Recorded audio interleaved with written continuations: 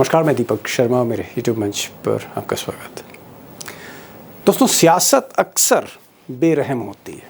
अब ये बात मैं इसलिए कह रहा हूँ क्योंकि ऑपरेशन सिंदूर अगर आप देखिए, इस ऑपरेशन में जो हमारी सेना के जवान शहीद हुए, अभी उनकी 13वीं भी नहीं हुई है। अभी उनकी विधवाओं के आंसू भी ठीक तरह से पोंछे नहीं गए, लेकिन देश में राजनीति शुरू हो गई है।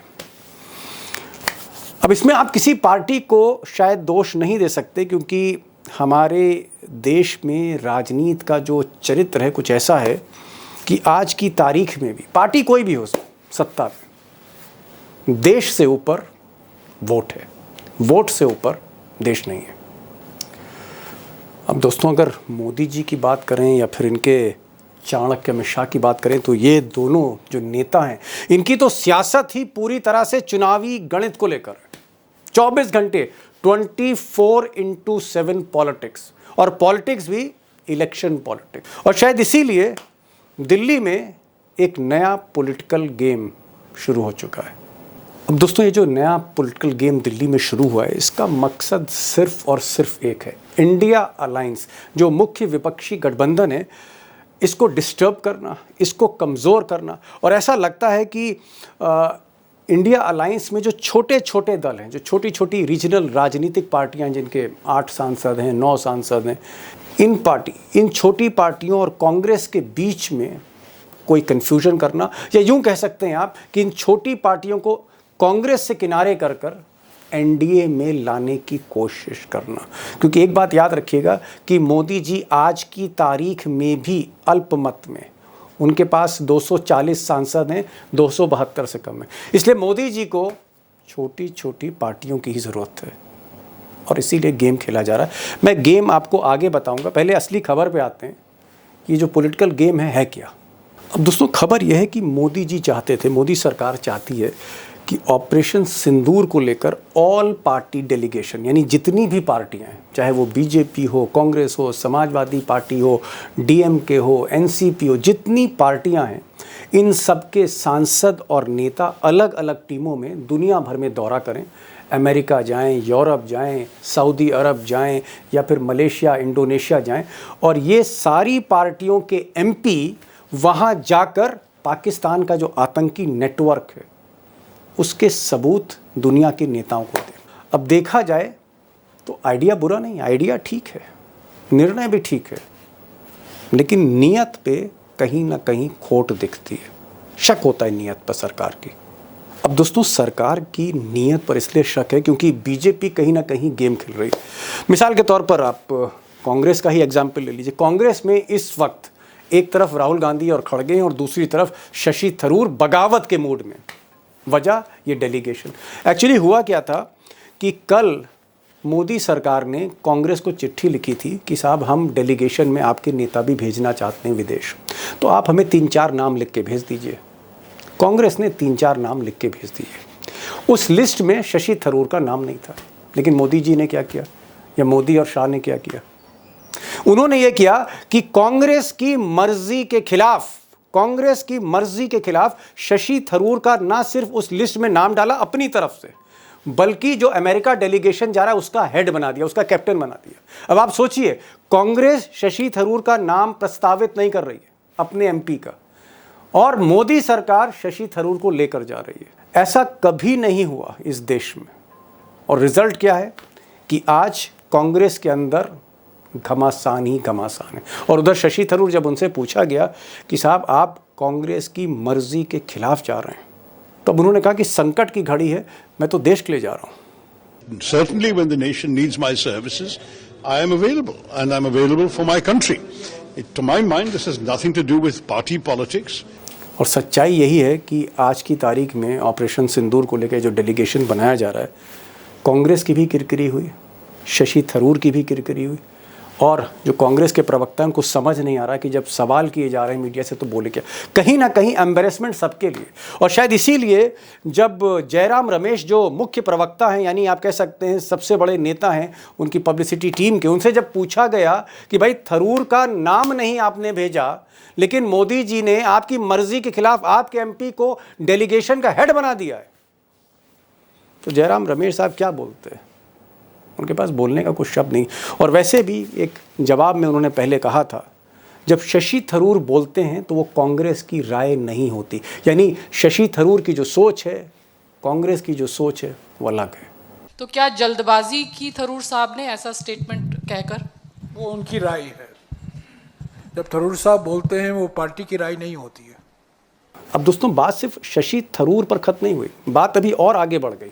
और बात आगे इसलिए बढ़ गई क्योंकि राहुल गांधी और खड़गे साहब ने ये जो गौरव गोगोई हैं, कांग्रेस के एमपी हैं, डिप्टी लीडर हैं लोकसभा में, इनका नाम भी लिस्ट में भेजा था। और गौरव गोगोई अच्छा बोलते हैं, फॉरेन अफेयर्स में दखल रखते हैं, इनको कांग्रेस भेजना चाहती थी। इनका वो जो 3-4 नाम थे उसमें इनका नाम था। हुआ क्या, बीजेपी के चीफ मिनिस्टर, मोदी जी के सबसे परम भक्त, असम के मुख्यमंत्री हेमंत बिस्व शर्मा ने कहा कि नहीं नहीं, गौरव गोगोई को मत भेजिए। गौरव गोगोई की पत्नी इस्लामाबाद में एक एनजीओ में काम करती थी, इनके पाकिस्तान से लिंक हैं, ये पाकिस्तान की पोल क्या खोलेंगे। फिर से कीचड़ उछाला गया कांग्रेस पर, फिर वो आरोप प्रत्यारोप हुआ। सोचिए, अभी जो जवान शहीद हुए हैं उनकी 13वीं नहीं हुई है और यहां सियासत ऑपरेशन सिंदूर को लेकर चरम पर है। Now, how can that MP can go outside our country and expose Pakistan, where he himself is involved with that country? अब दोस्तों, मोदी सरकार ने जो 7 टीमें बनाई हैं ऑल पार्टी डेलीगेट्स की, उसमें एक और नाम की बड़ी चर्चा है और वो नाम है सुप्रिया सूले का। सुप्रिया सूले शरद पवार जी की बेटी, जो एनसीपी की लीडर आप कह सकते हैं। अब मैं ये नहीं कह रहा हूँ कि सुप्रिया सूले जो है उनको विदेश मामलों की जानकारी नहीं है या उनकी आईक्यू लेवल कम है, मैं इनकी जानकारी पे सवाल नहीं उठा रहा। अचानक जो मोदी सरकार, अचानक मोदी और शाह जिस तरह से मेहरबान हो गए सुप्रिया सूले, उसके पीछे भी एक कहानी है। और कहानी ये है कि दरअसल मोदी चाहते हैं कि शरद पवार की पार्टी इंडिया अलायंस छोड़े, राहुल गांधी को छोड़े और अपने 8 सांसद लेकर एनडीए में आ जाए। और इसलिए मर्जर कराया जा रहा है मुंबई में। अजीत पवार जो भतीजे हैं शरद पवार के, उनकी पार्टी, उनका भी एक सांसद है। अजीत पवार की पार्टी और शरद पवार की पार्टी मर्जर करने जा रही, इसकी बड़ी ज़ोरों से चर्चा है। और इसीलिए सुप्रिया सूले को इम्पोर्टेंस दी जा रही है। इस इम्पोर्टेंस की और भी वजह है, कभी वीडियो बनाऊंगा, इसमें बिटकॉइन का भी मामला है, वो मैं बाद में बताऊंगा। लेकिन फ़िलहाल सुप्रिया सूले को डेलीगेशन लीड करने को इसलिए कहा है ऑपरेशन सिंदूर का, क्योंकि कहीं ना कहीं मर्जर चाहते हैं एनसीपी में। और अगर ये मर्जर हुआ तो मोदी जी को 8 सांसदों का लाभ मिलेगा। सियासत समझिए। अब एक और नाम की चर्चा कर लेते हैं, कानिमोझी करुणानिधि। नाम थोड़ा मुश्किल है, कानिमोझी करुणानिधि, लेकिन सरनेम से क्लियर हो रहा है कि ये करुणानिधि की बेटी हैं, डीएमके की लीडर है। इनको भी अचानक इम्पोर्टेंस दी गई है। इम्पोर्टेंस इसलिए दी गई है क्योंकि इनके अपने भाई से, एक माँ की संतानें नहीं, कानिमोझी के अपने भाई स्टालिन जो मुख्यमंत्री हैं तमिलनाडु, उसमें बनती नहीं, तो इसलिए कानिमोझी को इम्पोर्टेंस दी जा रही है, उनको भी लीड किया जा रहा है। और तमिलनाडु में चुनाव है, तो आप समझ सकते हैं कि कानिमोझी और स्टालिन के बीच में एक तरह से आप कह सकते हैं कन्फ्यूजन करने की कोशिश हो रही है। आगे मैं बताऊंगा कभी वीडियो, अगर तमिलनाडु पे बनाऊंगा। फिलहाल इतना है कि यहाँ भी सियासत अपना काम कर रही है। अब दोस्तों, कई नाम हैं और अगर मैं नाम लेता जाऊंगा तो 1 घंटा लग जाएगा, लेकिन एक नाम मैं ज़रूर लेना चाहता हूँ, श्रीकांत शिंदे। अब ये यंग एमपी हैं, एकनाथ शिंदे के बेटे हैं। इनको क्यों इंपॉर्टेंस दी गई, इनको टीम लीड करने को क्यों कहा गया? इतने सीनियर एमपीज़ हैं वहाँ पर, ये जो यूथ है, ये जो यूथ आइकॉन है, ये क्यों लीड कर रहा है इतने सीनियर एमपीज़ के बीच में? उसकी भी वजह है।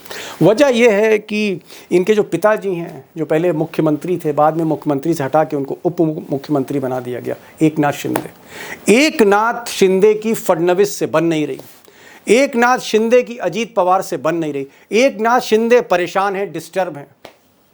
तो एकनाथ शिंदे को खुश करने के लिए उनके बेटे को डेलीगेशन का हेड बना दिया गया है।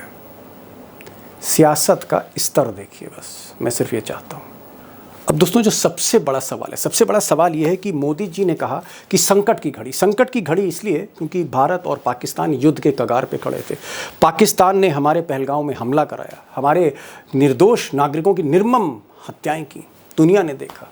वो चाहते थे कि सारी पार्टियां इकट्ठे एक छतरी के नीचे आए और भारत पूरी दुनिया को एक सॉलिडेरिटी का, सब एक हैं, एक यूनाइटेड मैसेज दे। और वैसा ही हुआ जो मोदी जी ने चाहा। वो चाहे राहुल गांधी हो, चाहे अखिलेश यादव हो, चाहे ममता बनर्जी हो, चाहे वो शरद पवार हो, चाहे वो उद्धव ठाकरे हो, चाहे वो डीएमके हो, सारी पार्टियां एक हो गई, सारा सपोर्ट दिया। लेकिन एक होने के बाद क्या हुआ?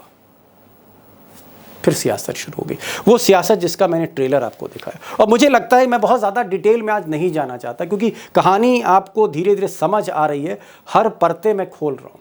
मैंने कहा था मैं और भी नाम ले सकता हूँ, लेकिन मुझे लगता है कि 5-6 नाम, 5-6 जो एग्जाम्पल्स, जो मिसालें मैंने आपके सामने रखी हैं, उससे तस्वीर एकदम क्लियर हो रही है। और तस्वीर ये भी कह रही है कि आज भी सरकार किसी की हो इस देश में, वो चाहे मोदी हो, अमित शाह हो, कोई भी हो, आज भी इस देश में, देश के ऊपर वोट है और इसीलिए पॉलिटिकल गेम है।